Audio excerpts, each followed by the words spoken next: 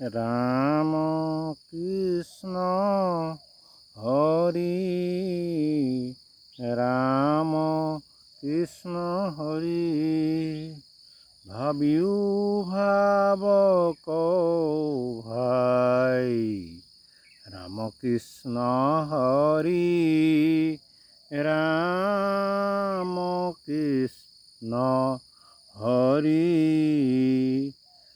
ৰাম গোবিন্দ বুলিয়া এৰায়ো যমৰ দায়ী।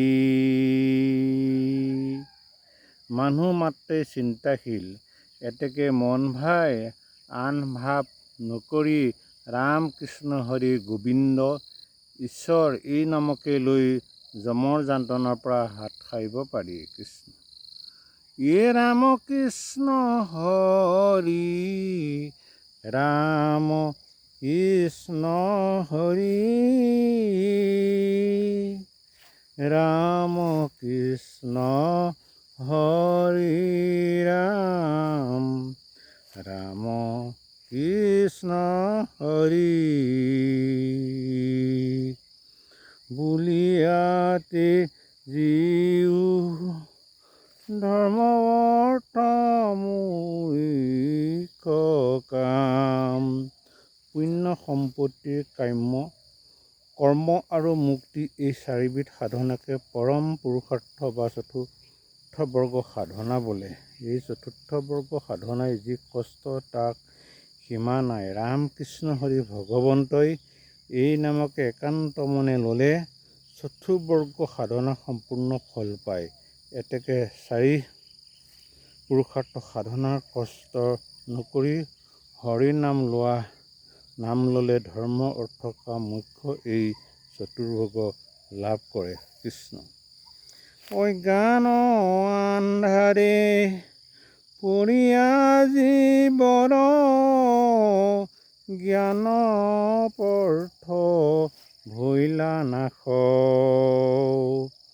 নাম অঞ্জনীয়া বিনে আনমতে নপাৰে হৰিৰ পাশ।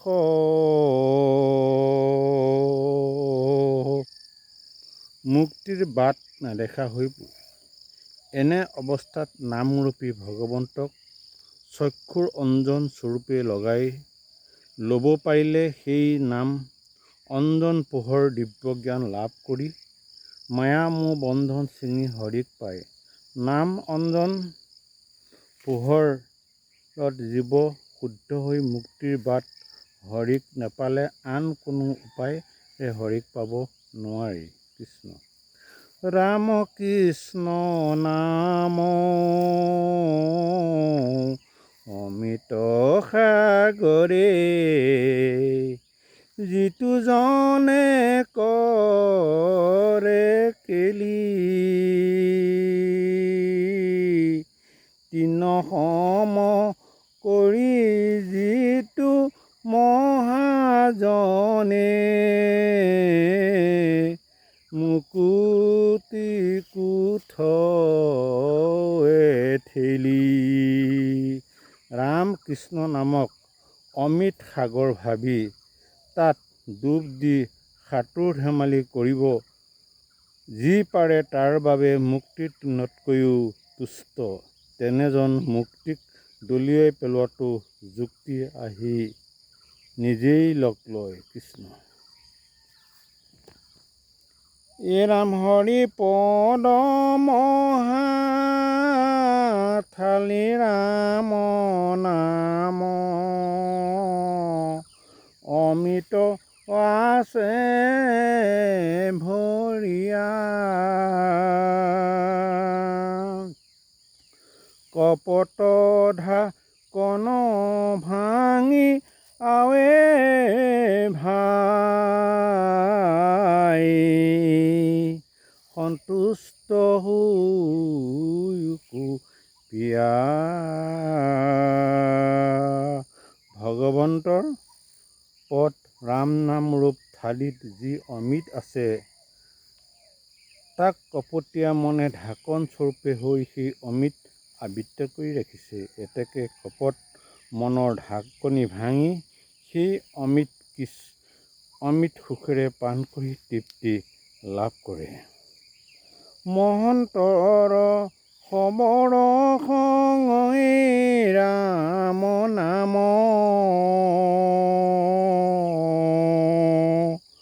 লৈও জানিয়া কৰি কপট দুৱাৰ চুৰিয়াহি দয় ৰাম ভাণ্ডাৰে দেখি হৰি। ঈশ্বৰ নামেই মুক্তিৰ পথ। এনে জ্ঞান লাভ কৰি সন্তসকলৰ লগত অজ্ঞান আন্ধাৰ দূৰ কৰি নিজৰ হৃদয়ত হৰিক দেখি ৰাম নাম লোৱা, অৰ্থাৎ নামত বিশ্বাস, গুৰুত বিশ্বাস, হৰিত বিশ্বাস হ'লেহে হৃদয়ৰ ভঁৰাল কপট দুৱাৰ মুকলি, নিজেই মুকলি হৈ হৰিক হৃদয়তে পাবা। হৰিক হৃদয়ত দেখি নাম লওঁতাজনেই অৰ্জনীয় হৈ পৰে, দিব্য জ্ঞান লাভ কৰে। ৰাম ৰাম কৃষ্ণ ৰাম কৃষ্ণ ৰাম কৃষ্ণ ৰাম ৰাম কৃষ্ণ ৰাম কৃষ্ণ হৰি। আলাসতে জীয়া জপিও হৰিক জানি এক মন কৰি। ভগৱন্ত ৰামকৃষ্ণ হৰি নাম ল'বলৈ হেলা নকৰি সততেৰে নাম জপ কৰা। ৰাম মহন্তৰ সংগে সদায় মুখত নচাৰিবা হৰি বাণী। তেৱেহে চঞ্চল দুআচাৰ মন হৈবে আহি এক জানি। সন্ত সদায় হৰি নাম গাই থাকিলে অস্থিৰ মন স্থিৰ হৈ নাম মন মুখত তিনিও এক হয়। ৰাম বোলা ৰাম হৰি গোপাল গোবিন্দ মুকুন্দ মধু মুৰাৰী। নিত নিৰঞ্জন যাৰ এক নামে ভৱ তৰিবাক পাৰি। যি ভগৱন্তৰ এক নাম বলতে ভৱসংসাৰ তৰিব পাৰি, সেই ঈশ্বৰৰ গোপাল গোবিন্দ মুকুন্দ মুৰাৰী নিৰঞ্জন আদি অষ্টৰ নাম উচ্চাৰণ কৰা।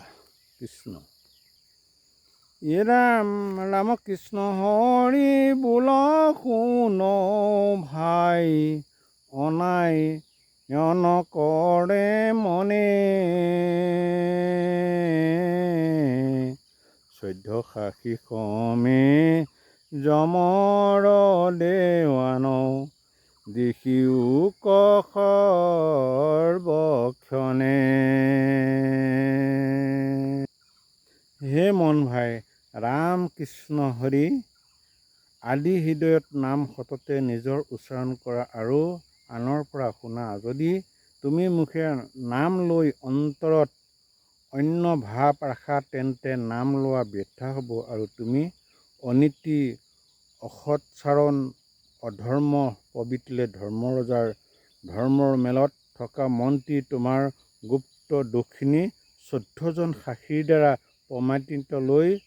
প্ৰমাণ লৈ তোমাক ঘোৰ দণ্ড কৰিব। অৰ্থাৎ ঈশ্বৰৰ আগত ফাঁকি দি সাৰিব নোৱাৰি। চন্দ্ৰ সূৰ্য বায়ু বৰুণ অগ্নি আকাশ ভূমি হৃদয় যম ধৰ্ম দিবা ৰাতি আৰু উভয় সন্ধ্যাই এই 14 সাক্ষী হৈ যমৰ ৰজাৰ মন্ত্ৰীৰ চিত্ৰগুপ্তই লিখি থোৱা দোষ যমৰ ধৰ্মসভাত তোমাক ধৰাই পেলাই দিব।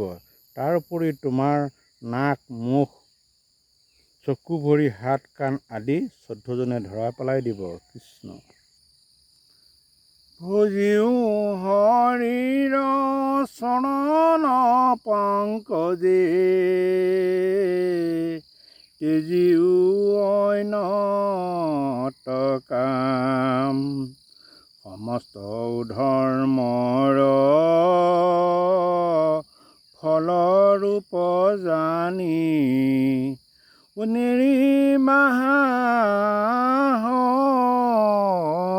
হৰিৰ নাম।